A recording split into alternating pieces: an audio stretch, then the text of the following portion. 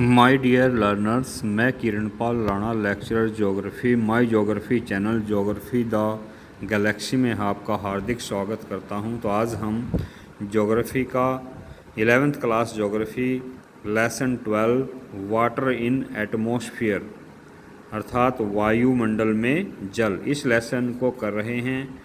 तो देखिए, वायुमंडल में पानी जलवाष्प के रूप में होता है। वायुमंडल में पानी की मौजूदगी या जलवाष्प मौजूद होने का कारण होता है इवेपोरेशन। तो यदि हम पानी में वायुमंडल की बात करते हैं तो पानी हमारी पृथ्वी पर 3 अवस्थाओं में पाया जाता है।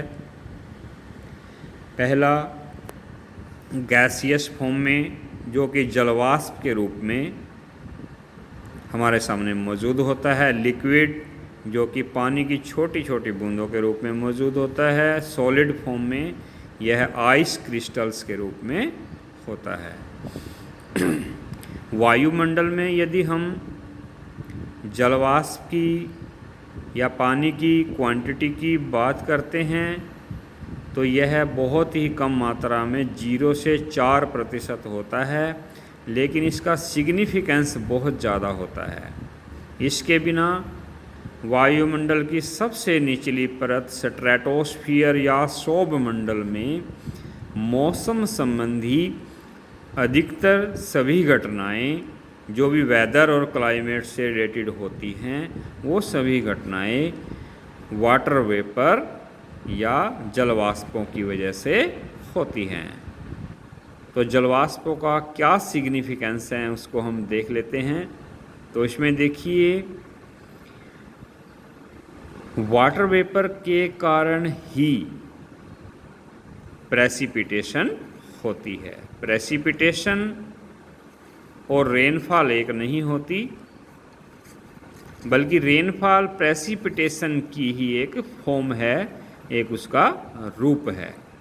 ओले पड़ना भी प्रेसिपिटेशन में ही आता है। बारिश होना या रेनफॉल प्रेसिपिटेशन में आता है। तो उसके बाद जितने भी प्रेसिपिटेशन होने का सबसे बड़ा कारण वाटर वेपर ही है। उसके बाद हमारा नेक्स्ट आता है कि वाटर वेपर पृथ्वी के तापमान को रेगुलेट करते हैं। क्यों? क्योंकि सूर्य से आने वाली जो लघु तरंगे हैं उनको यह एब्जॉर्ब कर लेते हैं, या जो टेरेस्ट्रियल रेडिएशन होता है उसको भी एब्जॉर्ब करते हैं। तो इसलिए यह हमारी पृथ्वी के तापमान को, पृथ्वी की हीट को रेगुलेट करने में सहायता करते हैं। वाटर वेपर में जो लेटेंट हीट होती है, तो लेटेंट हीट जिस समय पानी जलवाष्प में बदलता है तो जलवाष्प गर्म होते हैं। तो उन गर्म जलवाष्पों में जो ऊर्जा होती है उसको हम लेटेंट हीट कहते हैं, गुप्त ऊष्मा कहते हैं, छुपी हुई ऊष्मा कहते हैं। तो वायुमंडल में यह जितनी ज़्यादा स्टोर होती है उतने ही उस क्षेत्र में तूफान ज़्यादा आते हैं। तो इस प्रकार से एटमॉस्फेरिक मूवमेंट के लिए भी वाटर वेपर की बहुत ज़्यादा इम्पोर्टेंस है। उसके बाद हमारा नेक्स्ट पॉइंट आता है कि वाटर वेपर की और क्या सिग्निफिकेंस हैं। देखिए, जो वाटर मॉलिक्यूल्स हैं उनका पृष्ठीय तनाव बहुत ज़्यादा होता है। तो बहुत ज़्यादा पृष्ठीय तनाव होने के कारण, यह क्वालिटी होने के कारण, वो साथ लगती हुई जो वाटर मॉलिक्यूल्स होते हैं उनको भी साथ में मिला लेते हैं, जिसकी वजह से पानी की ड्रॉपलेट्स बन जाती हैं। वाटर ड्रॉपलेट्स क्रिएट होती हैं, ड्यू क्रिएट होती है, ओस बनती है, फॉग बनता है जिसको कोहरा बोलते हैं, कोहरा बनता है, धुंध बनती है। तो ये सभी मौसम संबंधी जो क्रियाएं हैं वो वाटर ड्रॉपलेट्स के जो पृष्ठीय तनाव है उसके कारण घटित होती है। तो आगे हम बात करते हैं sources and distribution of water vapour.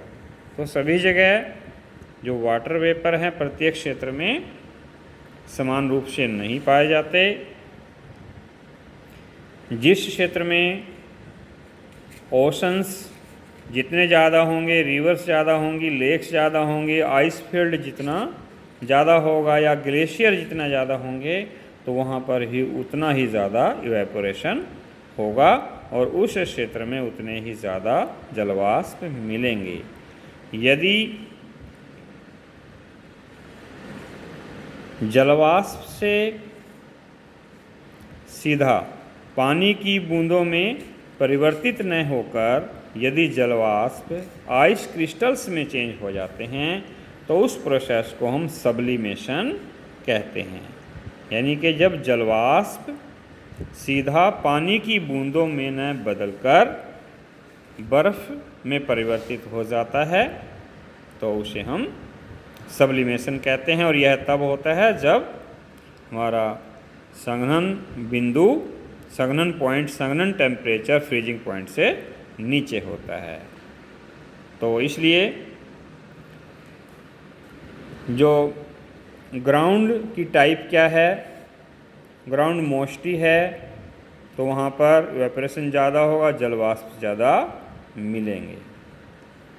Plants ज़्यादा हैं, एनिमल्स ज़्यादा हैं, तो ये सभी फैक्टर्स हैं जिनकी वजह से जलवाष्प की मात्रा पर प्रभाव पड़ता है कि किस क्षेत्र में कितना जलवाष्प प्राप्त होगा। उसके बाद evaporation, the process by which water is transformed from liquid to water और वाटर वेपर और gas is known as evaporation, कि वह प्रक्रिया जिसके द्वारा पानी जलवाष्प या गैसीय फॉर्म में परिवर्तित हो जाता है तो इस क्रिया को वाष्पीकरण कहते हैं। तो the water vapour suspended in the earth's atmosphere is the result of evaporation, कि वायुमंडल में जो जलवाष्प मिलता है तो उसका सबसे बड़ा कारण इवेपोरेशन है।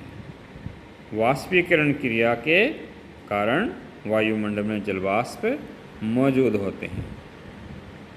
ये देखिए 1 ग्राम, यदि 1 gram of water into water vapour without any change in the temperature, यदि हमें 1 ग्राम पानी को जलवाष्प में बदलना है तो इसके लिए हमें 600 कैलोरी ऊर्जा की ज़रूरत पड़ती है। 600, तो इसको हम बोलते हैं लेटेंट हीट।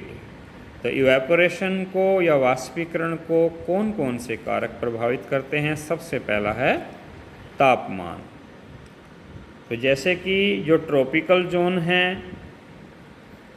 वहाँ पर टेम्परेचर अधिक होता है, जो पोलर जोन है वहाँ टेम्परेचर कम होता है। इसलिए ट्रॉपिकल जोन में वाष्पीकरण क्रिया अधिक होती है, इसलिए वहाँ पर जलवाष्प अधिक पाए जाते हैं। पोलर जोन में तापमान कम होने की वजह से कम जलवाष्प पाए जाते हैं, कम वाष्पीकरण क्रिया होती है क्योंकि वहाँ पर तापमान कम होता है। ऐसे ही समर सीजन में या ग्रीष्म ऋतु में तापमान अधिक होने के कारण वाष्पीकरण अधिक होता है, ग्रीष्म ऋतु में कम होता है। ऐसे ही दिन में वाष्पीकरण ज़्यादा होता है, रात में कम होता है और कारण है तापमान। उसके बाद है ड्राइनेस ऑफ एयर। ये देखिए कि यदि वायु शुष्क है तो उसमें जलवाष्प सोखने की क्षमता बहुत ज़्यादा होती है, जलवाष्प रिटेन करने की क्षमता बहुत ज़्यादा होती है। इसकी विपरीत वेट एयर में कम होती है। तो इसलिए यहाँ पर जिस क्षेत्र में एयर जितनी ज़्यादा ड्राई होती है वहाँ पर उतना ज़्यादा वाष्पीकरण होता है। इसलिए जो क्षेत्र ड्राई सीजन में वाष्पीकरण कम होता है, रेनी सीजन में वाष्पीकरण बहुत ज़्यादा होता है। उसके बाद हमारा नेक्स्ट जो फैक्टर आता है जो वाष्पीकरण को प्रभावित करता है, उसमें नेक्स्ट है हमारा क्लाउड्स। तो जैसे कि क्लाउड्स हैं, सूर्य की तरंगों को, लघु तरंगों को रिफ्लेक्ट कर देते हैं, पृथ्वी की जो टेरेस्ट्रियल रेडिएशन है उसको भी ट्रैप कर लेते हैं। तो इस प्रकार से वाष्पीकरण प्रभावित होता है। यदि क्लियर स्काई होगा, आकाश साफ होगा, तो वहाँ पर वाष्पीकरण ज़्यादा होगा। यदि आकाश साफ नहीं होगा तो वाष्पीकरण कम होगा। साइज ऑफ वाटर एरिया, कि जिस क्षेत्र में के वाष्पीकरण को हम स्टडी करना चाहते हैं तो उसमें हमें देखना पड़ेगा कि उस क्षेत्र में पानी का एरिया कितना ज़्यादा है। जितना ज़्यादा पानी का एरिया होता है वहाँ पर उतना ही इवेपोरेशन ज़्यादा होगा, वाष्पीकरण ज़्यादा होगा। उसके बाद मूवमेंट ऑफ द एयर, यदि एयर में लगातार मूवमेंट होती रहती है, एक स्थान से दूसरे स्थान पर हवा हिलती रहती है, आती जाती रहती है, तो ऐसी स्थिति में वाष्पीकरण ज़्यादा होता है, क्योंकि सैचुरेटेड स्थान पर अनसैचुरेटेड हवा आ जाती है। इस प्रकार से हवा डिस्प्लेस होती रहती है। उसके बाद इसी में हमारा टॉपिक आता है पोटेंशियल इवेपो ट्रांसपायरेशन, संभावित वाष्पोत्सर्जन। तो इसमें जो है हम जो लिक्विड बॉडीज़ हैं, लिक्विड स्टेट में जो भी हमारे पास मटेरियल मौजूद है वो, सॉलिड स्टेट में जो मटेरियल मौजूद है वो, और जो वाटर है, तो इन सभी से जो वाष्पीकरण होता है, और साथ में जो पेड़ पौधे होते हैं, पेड़ पौधों की पत्तियों से जो वाष्पीकरण होता है, इसको हम टोटल को जो है इवेपो ट्रांसपायरेशन के नाम से जानते हैं। The term potential evapotranspiration refers to idealized condition. तो ये एक ऐसी आदर्श स्थिति की तरफ संकेत करता है पोटेंशियल इवेपोरेशन, कि जिसमें ऐसी आदर्श स्थिति होती है कि पर्याप्त मात्रा में वहाँ पर बारिश होती है, पर्याप्त मात्रा में वहाँ पर मॉइस्चर या नमी या आर्द्रता उपलब्ध होती है।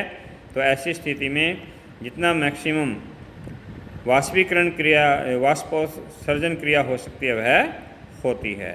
तो इस प्रकार से यह वाष्पोत्सर्जन जो क्रिया है, इसको भी कई फैक्टर प्रभावित करते हैं, जैसे टेम्परेचर है, लैटिट्यूड है, वेजिटेशन है, परमिएबिलिटी। परमिएबिलिटी का मतलब है कि आकाश साफ है या नहीं है, तो वाटर को सोयल के द्वारा वाटर रिटेंशन कैपेसिटी कितनी है। तो ये सभी जो है पोटेंशियल इवेपो ट्रांसपायरेशन को प्रभावित करते हैं। तो ये डिटरमिनिंग फैक्टर्स हैं। तो उसके बाद हमारा आता है, तो ये लेक्चर जो है आज यहीं पे समाप्त करते हैं। तो यदि आपको मेरा लेक्चर अच्छा लगा है तो लाइक करें, सब्सक्राइब करें। यदि आपने अभी तक सब्सक्राइब नहीं किया है तो सब्सक्राइब अवश्य कर लें, ताकि आगे आने वाली वीडियो का आपको नोटिफिकेशन मिल सके और आप उसका फ़ायदा उठा सकें। लाइक करें, शेयर करें, सब्सक्राइब करें, अपने फ्रेंड्स को भी भेजें। Thank you.